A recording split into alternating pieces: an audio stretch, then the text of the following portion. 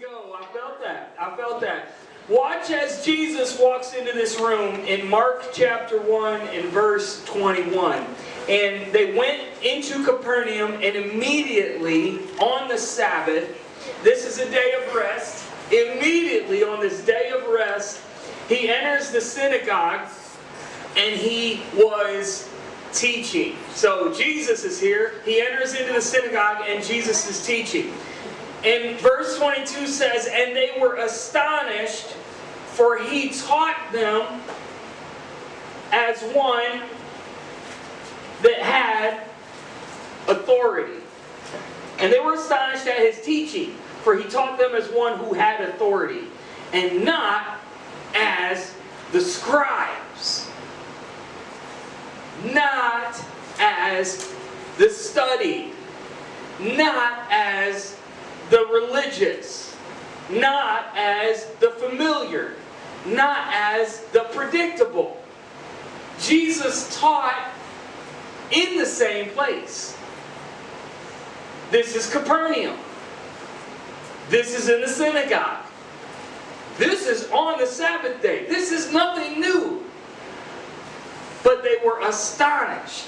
And to be astonished, here Jesus he's making them rethink their idea of what it looks like to be in the synagogue, what it looks like to be in the so astonished means to be struck out of yourself,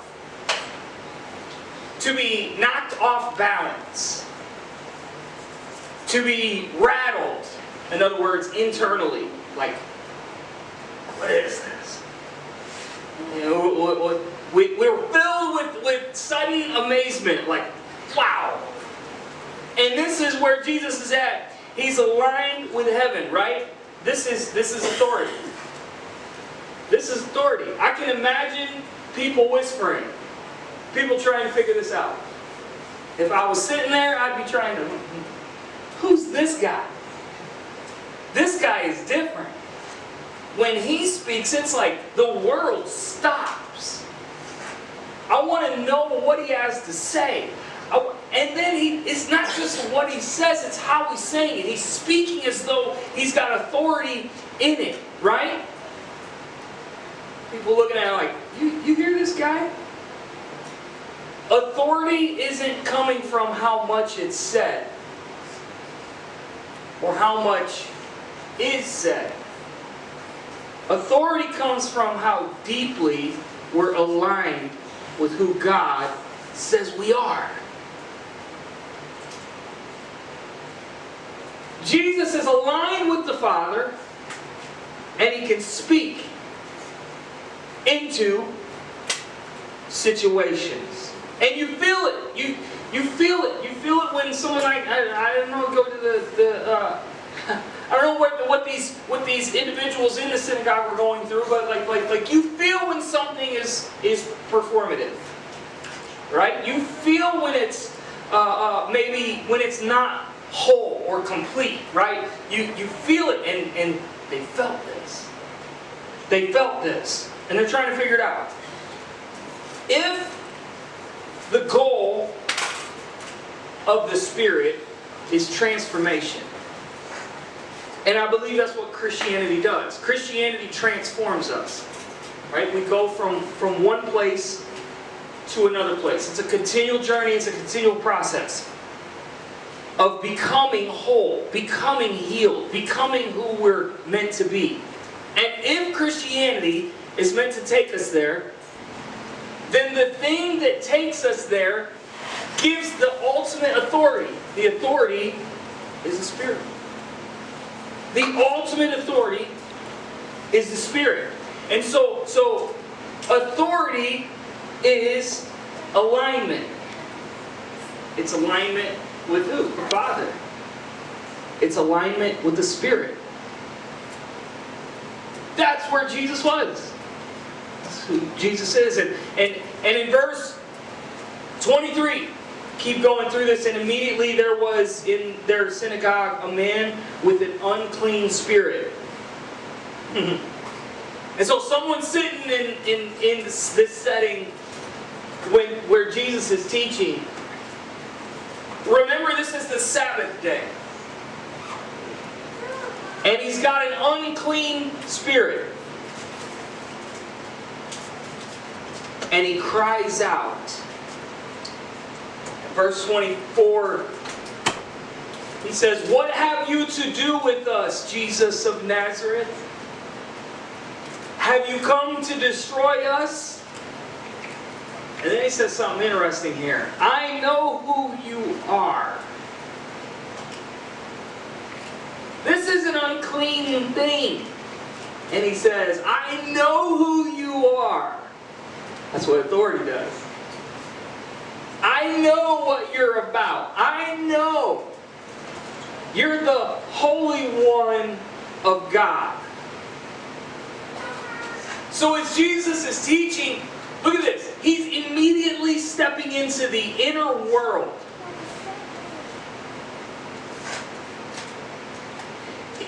Whatever this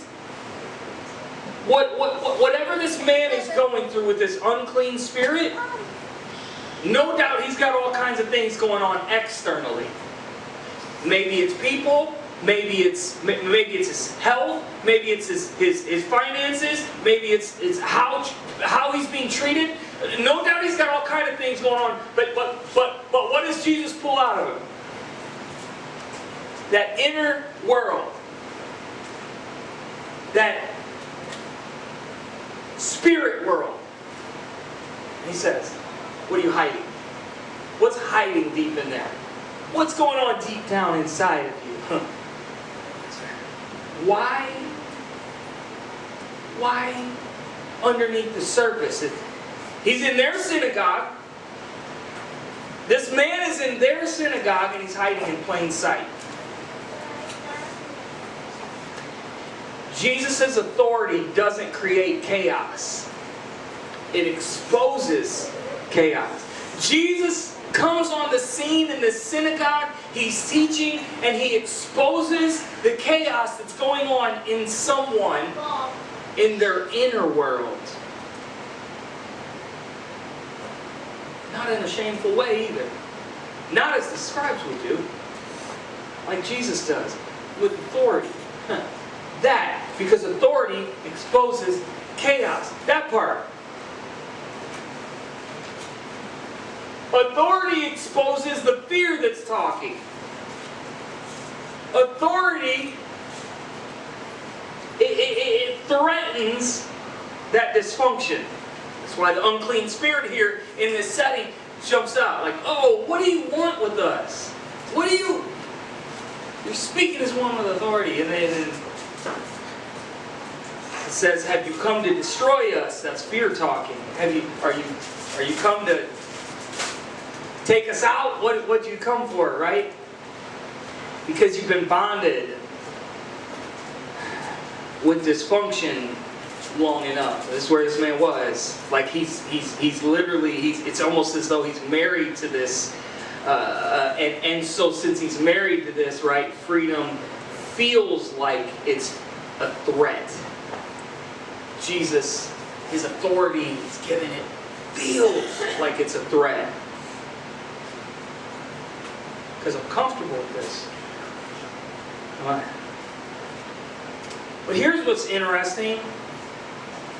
It's not about Jesus destroying the unclean spirit. It's not, Jesus doesn't destroy it. That's what they say. Did you come to destroy it? No. I've actually come to free. Well, what do you do with the unclean spirit? Well, what if we focused on being free? In Mark, as we keep walking through this it is chapter 1 in verse 25, but Jesus rebuked him, saying, "Be silent." Come out of him. Be silent. Come out of him. And rebuke is like a king issuing a command that cannot be ignored. This is what a rebuke is. So Jesus throws out their command, come out of him. And you can't ignore it. They can't ignore it. This is the ultimate authority. There is no ignoring this. It's not a debate. It's not a suggestion. Because here's the thing. It's like you're walking through life with your kids, right? And you're the authority. And so you might say, it's time to clean your room. Or maybe your parents said that to you. It's time to clean your room. It's not a debate. It's not a negotiation. This isn't there's no, I love you. But in this, there's no voice. You got to clean your room. Right? And this voice from Jesus, he's telling the truth. This is truth speaking, because the wrong voices can narrate something different. But Jesus silences the wrong narrative. Jesus silences the wrong source. That's what his authority does. I can remember, speaking of silencing the wrong source, I can remember a few settings I was in where I remember that what was being said had me in awe. And I was so engaged in the moment, and I wanted more.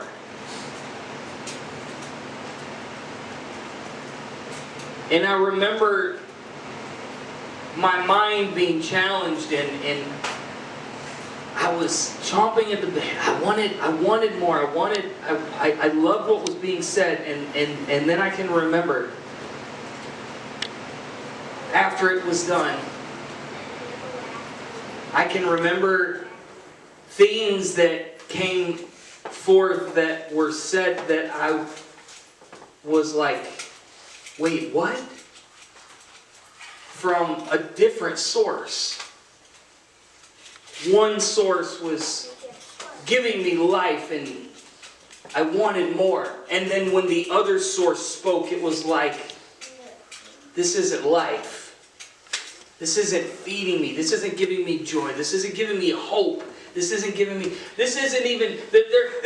remotely close to transformation. This is like forceful, demanding change.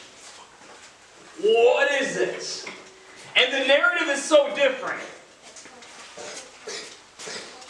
This is where this setting is. Jesus is silencing those wrong voices. Those voices silences. If it doesn't come from him, it doesn't get to define you. If it doesn't come from his authority, then it doesn't get a say. It doesn't get the final word. It doesn't get the defining moment. Because we internalize shame. We internalize trauma. We internalize our own failures. Don't we? And God's authority, the authority of Jesus interrupts that cycle. Thank God it interrupts that cycle. Yes. And so in verse 26, the unclean spirit, it says, convulsing him and crying out with a loud voice, came out of him. See, because deliverance isn't always quiet. The man convulsed. Freedom isn't always as neat and tidy as we expect our lives to be, right? Sometimes the last grasp of control, sometimes it's dramatic, chaotic. And you understand that if you ever try to let go of something that's actually defining who you are, you understand that tension, right? But it's important not to mistake the shake-up as a failure. Because it could have been what happened in this situation. The man convulsing and he's being shaken up, and it could look like this is an epic fail, right? But it's confirmation that authority is in the room. It's confirmation that authority is working. That Jesus is on assignment.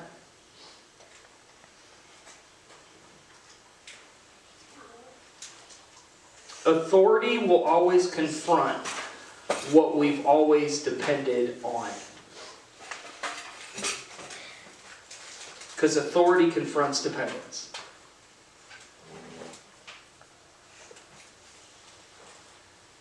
It's like, I know when the voice of God starts to work in my head. Because it always confronts what I'm depending on. What authority do we depend on? What voice can we hear? Do we hear His voice? In verse 27, and they were all amazed. So that they questioned among themselves, saying, what is this? Here we go again. They're trying to figure this out. A new teaching with authority. This is what they're asking. What is this? It's a new teaching. He's got authority. He commands even the unclean spirits, and they obey Him. In verse 28, and at once His fame spread everywhere. They're amazed, and they don't keep it to themselves. This is what authority does. They're shaken up.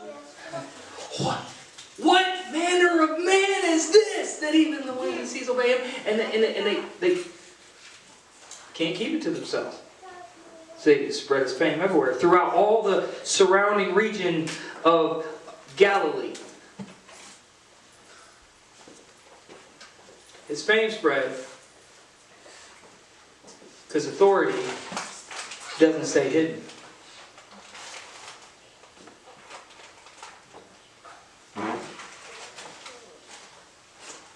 I was thinking about a firefighter. And I was thinking about I don't know, maybe when you were younger, you maybe want to be a police officer or firefighter. Isn't that kind of the thing? Like you want to be in public service, I feel like. And I was thinking about if you were a firefighter, a newbie, if you will. And all of a sudden, there was a call that goes out. And I don't know much about firefighting. But a call goes out, and you need to go on this call, and you're new, and you're already nervous, and don't know what to expect, and fire's ablazing. And you get to the house, and there's an individual or a pet in the upstairs of this house that is burning to the ground. Maybe pieces already falling in the house. And you don't really think things through, is why you have to have so much training, right? Like because like in the moment, right? But they're trained for this, but you're new. So maybe you miss some of the safety protocols. You just run in and I wonder what it would be like if you were a newbie like that. And then I think about and then what would it look like if it was the captain? How different would the narrative be with the 20 years plus of experience? And you see that now you see the young trainee run in and you say, hey, oh boy, okay, here's what we need to do, this, and this, and you instruct the ones that are with you, and the one that ran in, and all of a sudden you go in and you come out with the child or with the individual, and you come out with the animal, and you come out with your trainee. Authority Been there. Experience. Authority flows from identity, not the image. You both were wearing a uniform. You both look legit. But the authority comes from the identity. And this is what I want to encourage you in today, that authority isn't loud, it's undeniable. And the voice of God isn't always, boom, it's there. Sometimes it has to get quiet. Sometimes it has to get still. Sometimes we have to be in that place that's like, I think of it, the setting in Matthew chapter 6 where he says, hey, go when you pray, forget about the street corners and trying to be seen. He says, when you pray, he says, get in a closet where it's quiet. Where it's low key.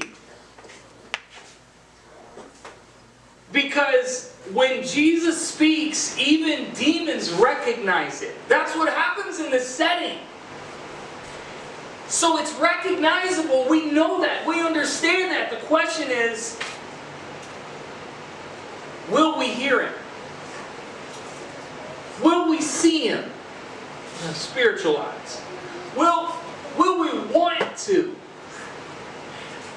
Because it confronts that dependence. Do we want it? Transformation sometimes is difficult because it's easier to stay the same. It's easier to listen to the scribes. Because we can either perform or we can just chill. But Jesus confronts our dependence, our desires, which changes the narrative. And it's tough to be in that kind of tension sometimes. This is the authority that Jesus has, though. He's not negotiating with what He already rebuked. He's not trying to keep the synagogue calm. He's trying to free someone. We can keep control. We can accept freedom. We don't get both. There's control. There's freedom. But if you're holding on to this, wanting this, eventually there's a tension that's too strong to bear. Something has to break. Something has to give. Something has to... It's like... I'm going to steal this. It's like you have this chair. I guess I should do this thing. You have this chair. And then you have this chair. And this represents control. And this represents authority. You're walking through life and you're controlling the dependence, controlling the situation, controlling the fear, controlling the narrative, all the cycles, the shame cycles. We control it, we suppress it. And it's like we want to speak into it. Shame, you've got to leave. Scripture says to cast down everything in our imagination that would exalt itself above Christ. So I'm going to think about Christ. I'm not going to think about what I think about myself. I'm going to think about what Christ thinks about me. Because we're our own worst critic. So I'm going to think about what Christ said about me. And so I'm going to stay here.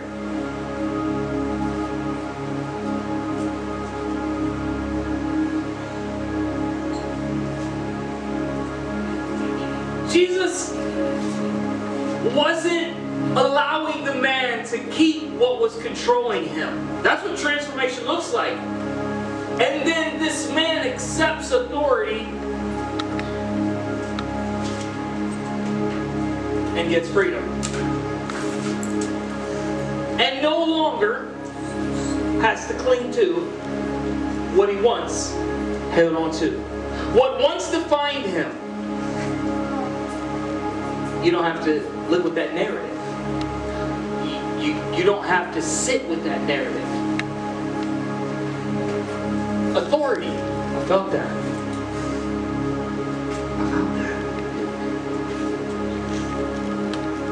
Back to verse 22.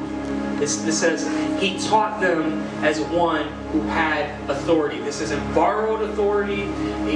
Jesus didn't have to borrow it from the scribes. He didn't have to borrow it from the Pharisees. He didn't have to borrow authority from the Sadducees. He didn't go in there hoping that they would give him authority.